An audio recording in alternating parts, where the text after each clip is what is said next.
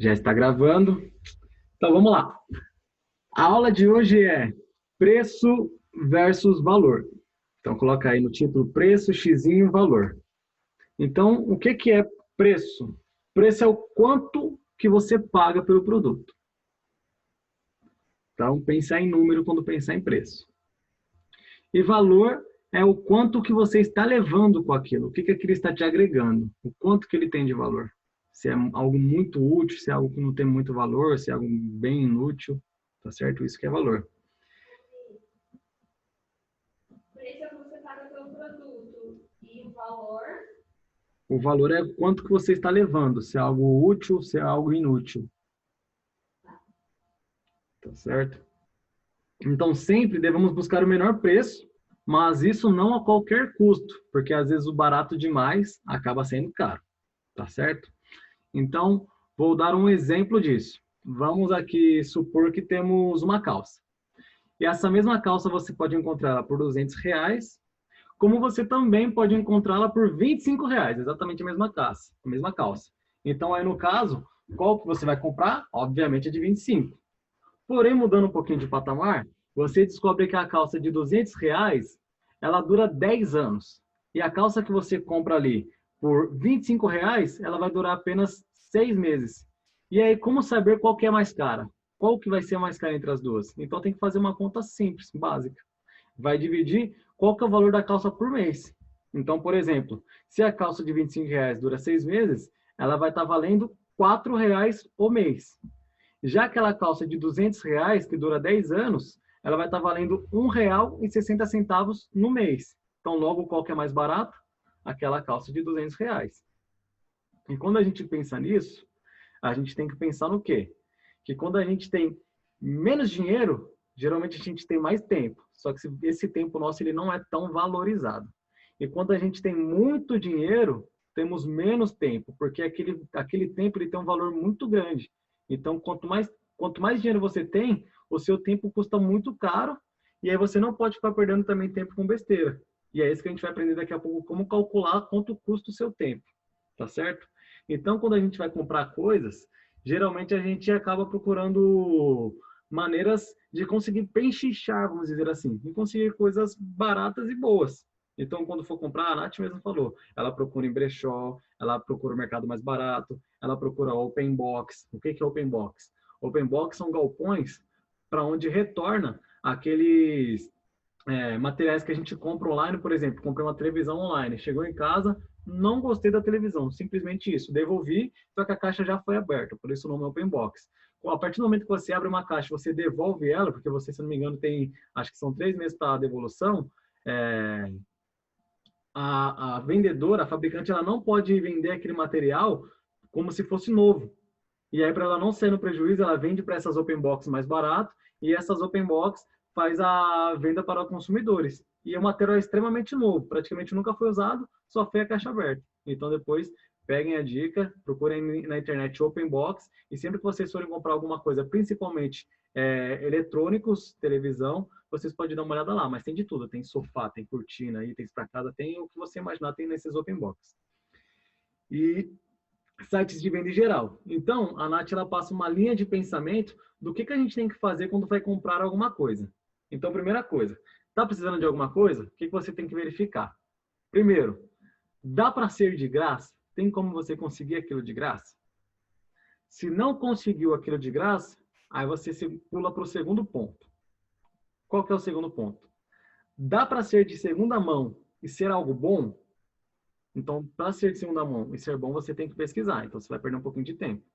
Tem que colocar a mão na massa, tem que procurar. Por quê? Ela mesma estava dando um exemplo, que ela é milionária, ela não precisa sair pechinchando comprando coisas baratas, mas ela falou que faz isso até hoje porque o dinheiro dela ela não joga no lixo. Então ela deu um exemplo que esses tempos atrás ela estava precisando comprar um secador de cabelo e ela estava vendo um pica das galáxias lá que custava uns 800 pau, um novo, né? Ela pegou e falou, pô, vou procurar para ver se eu acho um site de OLX, Enjoei, esses sites, por exemplo. E ela pegou e falou que achou no OLX, se eu não me engano, foi por R$ 350, ela achou o mesmo secador. E ela perguntou para a moça o motivo da venda, a mulher falou que ela já tinha um daquele que ela ganhou aquilo na rifa da empresa. E por isso que ela estava vendendo por aquele valor, que ela não precisava. Ou seja, Se você parar para pensar um pouquinho, às vezes nesse site OLX, Enjoei, Mercado Livre, etc., você consegue achar produtos bons que praticamente nunca nem foram usados. E aí você vai ter uma economia muito boa para o seu bolso. Então, esse é o segundo item.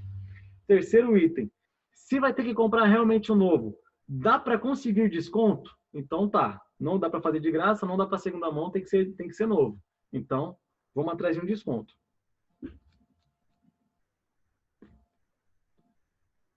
Conseguiu o desconto. Dá para parcelar com o mesmo desconto que seria à vista? Então, para as próximas aulas, quando passar para vocês o bizu de usar o cartão de crédito, tudo que vocês forem fazer na vida de vocês, vocês vão começar a querer parcelar. Mas para isso tem que ter um controle financeiro muito bom. Por quê? Porque quanto mais você gasta no cartão de crédito, mais pontos você consegue. Com esses pontos você consegue reverter em dinheiro, reverter em viagem, reverter em passagens, reverter em milhas, em o que vocês quiserem. Então, por isso que ela fala que ela faz tudo no cartão de crédito, mas para isso ela tem um controle financeiro muito bom para quê? Para não entrar naquela bola de neve. Então, para quem estiver pensando, vou tentar esse bizu de ficar usando bastante cartão de crédito, todas as minhas contas pagar com cartão de crédito, antes de começar a usar o cartão de crédito dessa maneira, você tem que ter o valor daquela fatura cheia já acumulada, guardada. Por quê? Porque se algum mês dá merda, você não vai ter que ficar um mês inteirinho se lascando ali, não gastando nada para sair da bola de neve. Você tem um valor cheio já, aconteceu alguma coisa, você paga a fatura do seu cartão e tem um mês livre ainda para você poder viver numa boa.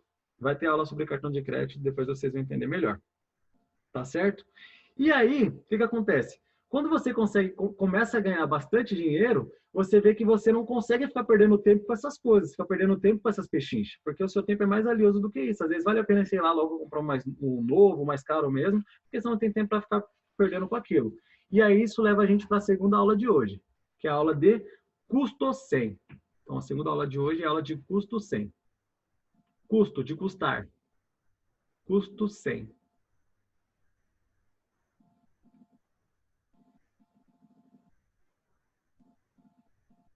Então, começando essa segunda aula, eu começo perguntando: quanto tempo você leva hoje para ganhar R$100? Já parou para pensar quanto tempo você leva para conseguir R$100? Colocar R$100 no bolso?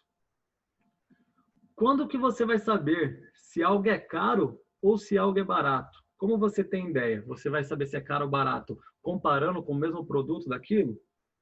Então, assim, é um pouco relativo o caro e o barato. Porque às vezes o que pode ser caro para uma pessoa, pode ser que seja barato para outra pessoa. Mas por quê? Justamente por conta do custo 100 que eu vou ensinar para vocês agora. Então a gente vai aprender, primeira coisa, a não olhar a vida alheia, falar, nossa, aquela pessoa, aquele fulano, mora numa casa de R$6.000, mas dava para ele pagar uma casa à vista só para ele. Não precisa ficar morando de aluguel numa casa de R$6.000, não precisa disso. Nossa, fulano tem um carrão, não sei o quê. Por que que ele tem aquilo? Porque aquilo cabe no custo 100 dele. Se hoje você não tem e quer ter, você está tentando encaixar algo que ainda não cabe na sua vida. Então, para você conseguir morar numa casa de R$6.000 por mês de aluguel, para você conseguir ter um carrão, aquilo tem que caber dentro do seu custo 100. Se não cabe ainda, você tem que trabalhar para aumentar o seu custo 100, para depois você viver daquela maneira. Então, isso lembra de tudo que a gente falou no curso desde o início. Não querer antecipar sonho, não querer passar uma perna na frente da outra. Tá certo? Então, como que vamos agora entender o custo 100? Primeira coisa que tem para falar sobre custo 100. Dependente da pessoa aqui, tem que diminuir o custo 100. Tá certo? Então, quando o custo 100 é elevado, a gente tem que trabalhar por mais tempo para ganhar R$100. Então, custo 100 elevado, a gente trabalha mais tempo, trabalha mais horas para ganhar R$100. Quando o custo 100 é reduzido, você trabalha menos tempo, você trabalha menos horas para ganhar R$100. Uhum.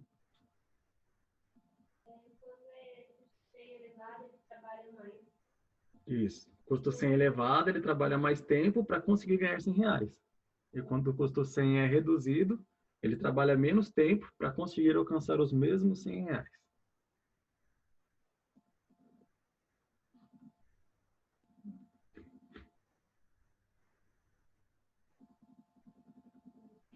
Então, agora vamos para um exemplo. Então, vamos dar um exemplo de uma pessoa que é CLT, ela tem um ganho fixo dela e tem um custo fixo dela também. Então, como saber o custo 100 de uma pessoa que é CLT? Que ela tem os gastos físicos, as finanças dela fixa. Então, o primeiro que a gente faz é pegar o rendimento líquido da pessoa. tem que ser o líquido, não pode contar com o bruto. Então tem que ser aquilo que sobrou depois que você já tirou o imposto, já tirou tudo e sobrou no seu bolso. Líquido. Então nesse exemplo aqui, vou dar um exemplo de um rapaz chamado Mário. Ele tem líquido por mês R$ 4.000. R$ 4.000. E aí, o Mário, ele trabalha 8 horas por dia e trabalha 5 dias na semana. Isso levando em consideração que a semana, eu estou colocando ela como o mês, eu estou levando ele em consideração 4 semanas, aquelas 4 semanas cheias de um mês. Tá certo? Ou seja, se ele trabalha 8 horas no dia e 5 dias na semana, o Mário trabalha 160 horas no mês. Tá ok? Então, a primeira coisa que a gente tem que fazer aqui para chegar no valor da hora dele. Se você não sabe o valor da sua hora, depois de terminar esse exemplo, vocês façam o cálculo de vocês. Então, olha só. Como descobrir o valor da hora? Vai pegar o valor do salário fixo dele, do rendimento fixo dele, e vai dividir pelo valor, pelo horário que ele trabalha no mês. Então, R$ 4.000 dividido por 160 horas. Isso daí vai dar R$ 25 a hora do Mário. Ou seja, ele trabalha uma hora inteira para ganhar R$ 25. E agora, como que eu faço para descobrir o custo 100 do Mário? Aí é simples. É regrinha de 3 que a gente aprendeu na escola, tá certo? Então, se uma hora é igual a R$ 25, X horas é igual a R$ 100. Ou seja, 4 horas é igual a R$ 100. Tá certo? Então, o custo 100 do Mário são 4 horas de trabalho. Ele leva 4 horas para ganhar R$ 100.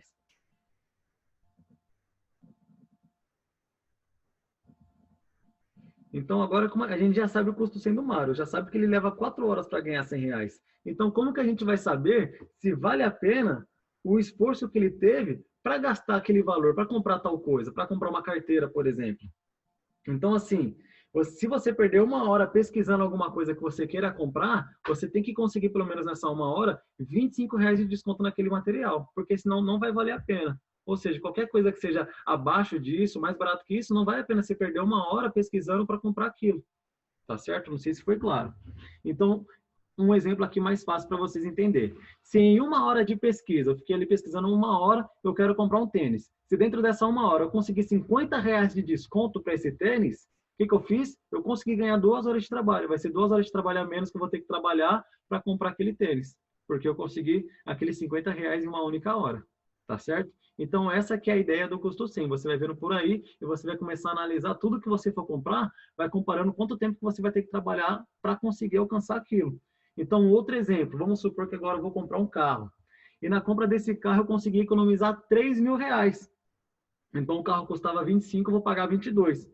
Sabe quantas horas eu vou estar economizando? Vou deixar de trabalhar por esses R$ 3.000 que eu economizei? 120 horas. No caso do Mário aqui, ele praticamente vai diminuir um mês inteiro de trabalho que ele ia ficar. Então, quando você para pensar em você trabalhando para conseguir aquilo, você valoriza mais o desconto. Tá certo? Então, toda vez que você tiver preguiça de chorar por um desconto, ficar negociando, você vai lembrar do quê? Vai lembrar quanto tempo que você vai ter que trabalhar para conseguir pagar aquele valor ali. Esse que é a ideia do custo 100. E agora, para autônomo. Como que faz para autônomo? Pô, faço um trabalho por fora, faço um freelance, alguma coisa do tipo. Para autônomo, a gente vai levar em consideração a média. Tá certo? Então, quanto que a gente vai fazer? A gente tem que tirar a média do nosso rendimento líquido de 3 meses de trabalho. Então, você vai pegar ali 3 meses que você trabalhou como autônomo e vai tirar a média. Soma o valor total dos 3 meses e divide por 3. Aí você vai descobrir o seu rendimento líquido. E a mesma coisa para horas trabalhadas.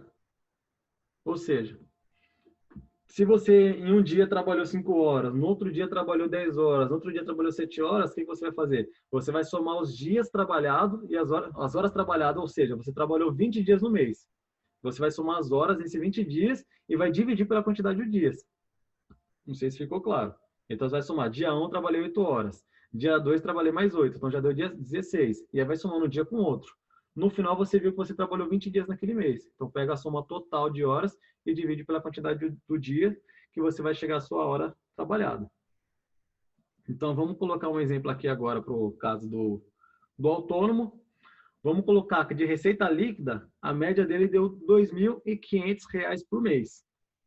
E de média hora trabalhada, deu 9 horas por dia, a média dele, que ele trabalha por dia. Qual foi o valor? Desculpa, eu não escrevi. A média dele do mês foi R$ 2.500. Tá. Beleza. Beleza? A média de horas, 9 horas no dia. Se é 9 horas o dia, então a gente chega à conclusão que ele trabalha 45 horas na semana, tá certo? Se ele trabalha 45 horas na semana, então a gente soma que ele trabalha 180 horas no mês. Beleza? Você vai aumentando. Então, como que a gente faz para descobrir o valor da hora dele?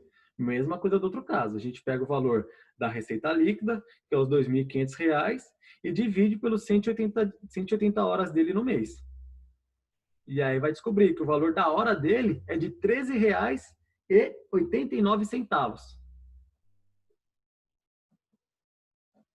E aí, mesma coisa, regra de 3. Se em uma hora ele demora, se em uma hora ele ganha R$ 13,89, para ele ganhar R$ 100, ele vai demorar 7 horas e 6 minutos. Ou seja, ele tem que trabalhar praticamente um dia inteiro para ganhar R$ 100. E aí, quando, por exemplo, ele for querer comprar uma carteira de R$ 120, por exemplo, ele vai pensar o quê? Caralho, velho, para comprar essa carteira aí eu vou ter que trabalhar o dia inteiro, chegar moído em casa para conseguir comprar essa carteira. Eu vou ter que trabalhar um dia e mais um pouquinho. Então, a ideia de você saber o seu custo 100 é por quê? Porque ele é um excelente redutor de compra por impulso. Sempre que você vê alguma coisa, puta, quero comprar aquilo, você vai lembrar quanto que você gasta na sua hora, quanto que vale a sua hora, você vai pensar 2 vezes antes de comprar alguma coisa. Então, qual que é a dica que eu dou agora? Descubram o valor da hora de vocês. Quanto que é o seu custo 100? Quantas horas de trabalho você tem que ficar ali no batente para tirar R$ 100? E aí, antes de comprar qualquer coisa que custe R$ 100, você vai pensar se aquilo vale a pena, aquela quantidade de horas que você vai trabalhar ou não. Tá certo? Dessa forma, a gente começa a iluminar coisas inúteis da nossa vida. E aí, você para de ficar fudendo com o seu tempo, porque o seu tempo é o seu bem mais valioso. Tá ok? E para a terceira e última aula de hoje, alguma dúvida até aqui? Então, vamos continuar. Agora a gente vai aprender como a escolher uma corretora de valores independente. Ou seja, você vai lá, vai procurar sozinho para escolher a sua corretora de valores. Vou dar algumas dicas agora de como que você pode fazer isso. Então tá. Primeira coisa que você pode fazer ao escolher uma corretora de valores é dar uma olhadinha no site do Reclame Aqui, para vocês verem os tipos de reclamações que tem contra aquela corretora que você está interessado. Primeira coisa que eu falo, muitas das reclamações que vocês vão ver no Reclame Aqui é referente a clientes, a usuários que fizeram o cadastro errado nas corretoras. E aí não consegue acessar, não consegue fazer nada na corretora porque o cadastro dele está errado. Ok? A corretora, todas, tem um sistema muito inteligente que se você colocar uma informação errada, um endereço, qualquer coisa, você vai ter problema na hora de você aplicar o seu dinheiro lá, colocar o seu dinheiro lá para começar a operar. Então tem que estar com as informações certinhas na corretora. Quando vocês fazem um cadastro em uma corretora de valores, todas elas têm algo chamado suitability. O que é esse suitability? Vou escrever aqui no chat. Suitability. Aqui. Suitability é uma pesquisa que todas as corretoras de valores são obrigadas a fazer com seus novos usuários, com seus novos cadastrados. E isso é uma obrigação imposta pela CVM, que é a Comissão de Valores... esqueci o M. Mas enfim, já vou explicar sobre a CVM. Primeiro vamos falar sobre a Suitability. Ou seja, a Suitability ela serve para quê? Ela é uma pesquisa que a corretora vai fazer com você para saber que tipo de perfil que você tem de investidor. Se você é um perfil iniciante, se você é um perfil moderado ou então agressivo. E aí, de acordo com o seu perfil, a corretora de valores vai liberar os produtos para você poder operar, para você poder investir naqueles produtos. Então, se você tem um perfil iniciante, muito difícil a corretora de valores vai operar para você fazer operações de day trade na bolsa de valores. Agora, se você já é moderado e agressivo, aí sim ela vai estar liberando aquilo para você. Por quê? Para você simplesmente não pegar seu dinheiro e sair jogando para fora como se fosse na sorte. Você tem que ter noção do que você está fazendo para você conseguir operar. Para isso que serve esse Suitability. Ah, mas e se eu fizer meu Suitability agora e ele tiver como iniciante e depois eu souber mais, quiser comprar ações, quiser trabalhar em fundos imobiliários, etc. E como que fica? Você pode refazer a pesquisa depois se você se sentir, como posso dizer, se sentir melhor, adequado, tiver mais conhecimento para estar operando, você pode refazer aquilo e se o seu resultado cair em moderado ou agressivo, aí você vai ter mais produtos para poder estar operando na corretora. Tá certo? CVM, Comissão de Valores Mobiliários. Lembrei, Comissão de Valores Mobiliários. O que é a CVM? A CVM ela é um órgão governamental que serve para fiscalizar tudo que mexe com investimento. Então, ela fiscaliza as corretoras de valores, ela fiscaliza as ações, tudo que vocês imaginar a ver com investimento, ele é o órgão que fiscaliza, é o policial dali da porra toda, tá certo? Para quê? Para ver se ninguém está tentando ganhar dinheiro erradamente em cima do outro, fazendo alguma coisa idônea, alguma coisa ilegal, para isso que serve a CVM. Tá ok? Então, se você entrar no site da CVM e ver que a sua corretora de valores tem um cadastro lá, então significa que é uma corretora legal, está fazendo tudo certinho dentro da lei. E aí, se alguém já vir falar para você, esse negócio de investimento aí de corretor é pirâmide, porra, já escutei isso. Não, tá na CVM, não tem nada a ver com pirâmide. Pirâmide é outra coisa que tem, porra, esquece isso, tem nada a ver. Outra coisa que você tem que ver, tem que entrar no site da B3, depois eu vou mandar o link aqui também. O que é o site da B3? É o site da Bolsa de Valores. Bolsa, Balcão e o outro B, esqueci o que é. Mas, enfim, tem que ver se os produtos que a corretora está te oferecendo está autorizado ali. Ver se ela tem autorização para oferecer aquele produto para você. Se você entrar no site da B3 e ver que a corretora tem a autorização para oferecer ações, oferecer fundos imobiliários, oferecer fundos de fundos, enfim, N produtos, aí você sabe que ao entrar e operar aquela corretora, ela tá ok, ela pode fazer aquilo, ela pode te oferecer aquilo. Outra coisa, também tem um site do Tesouro Direto. Serve para a mesma coisa, ver se aquela corretora está cadastrada para poder te oferecer produtos do Tesouro Direto. E vocês vão ver, tem muita corretora, gente. Tem as mais convencionais, as mais conhecidas, mas tem uma variedade de corretora. E vai ter corretora que não vai oferecer Tesouro Direto, não vai oferecer renda fixa, tem corretora que é só para day trade. Enfim, tem um monte.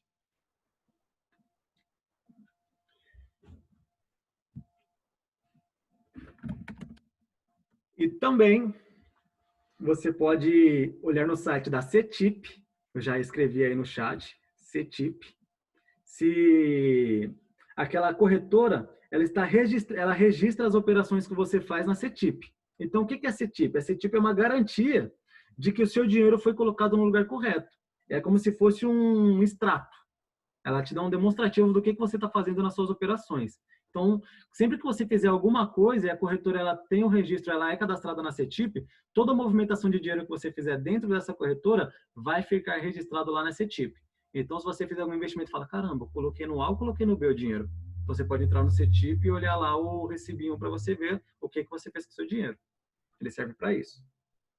Ele é como se fosse um certificado de todas as operações, esse CETIP, tá certo? Então tá. Continuando, a corretora de valores, a gente tem que lembrar o quê? Que ela é um mercado. Então, quando você coloca o dinheiro nela, o dinheiro está em caixa. Se você pega esse dinheiro e coloca em algum produto, tá, coloquei R$1.000 aqui, desses R$1.000, apliquei R$500 em ações.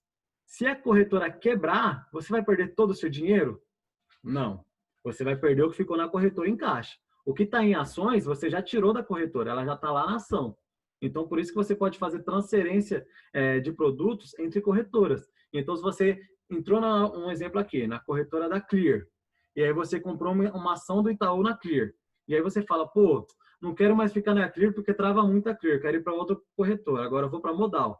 Você não vai precisar vender a sua ação, sair da posição que você está, para ir lá na Modal, transferir o dinheiro, né, ir lá na Modal e comprar a mesma ação de novo. Não, você pode simplesmente fazer transferência de custódia, que é pegar aqui a sua ação, o seu produto que está comprado nessa corretora e mandar para a corretora de cá, mantendo a mesma posição. Tá certo? Você paga algum valor para isso? Não, não tem. Não tem valor. Entendi. Tá?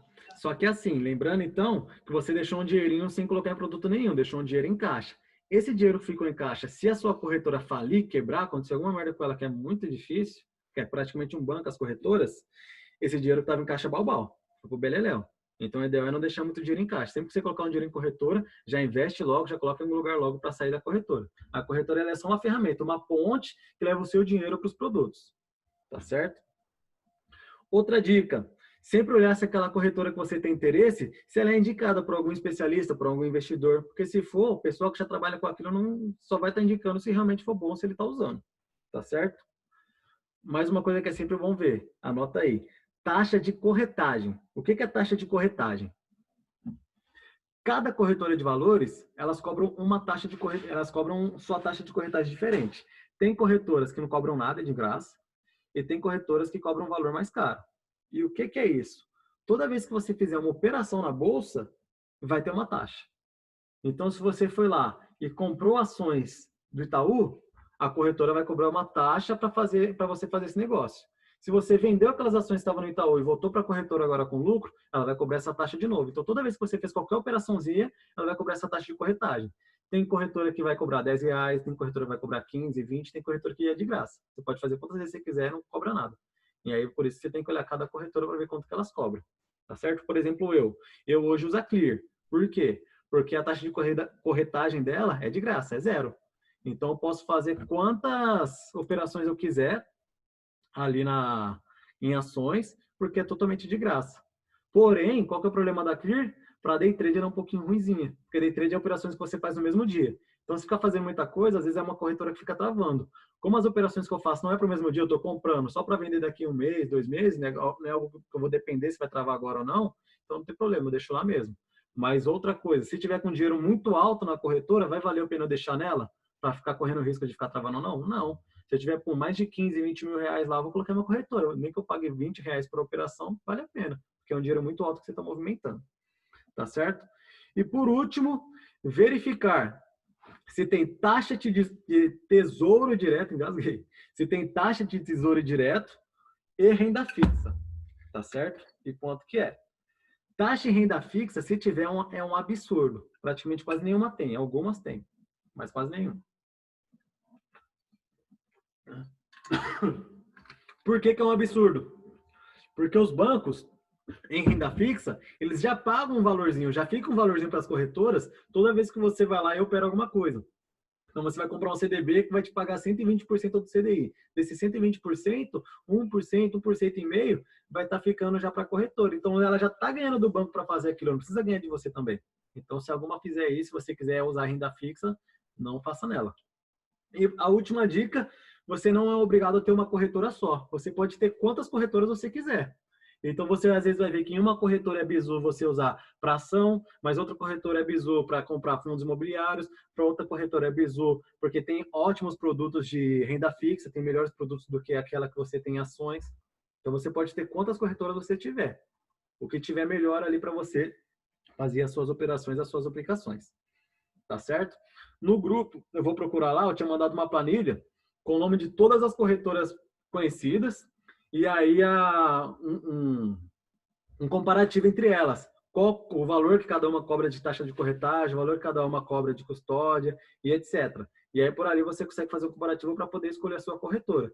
E aí, terminando a aula de hoje, o que vocês vão fazer? Descobrir o custo 100 de vocês, o valor da hora de vocês e abrir uma conta na corretora de valores. Quem já tem, ótimo, porque nas próximas aulas a gente já vai começar a mexer um pouquinho com isso. Tá bom? Por hoje é só, pessoal. Alguma dúvida?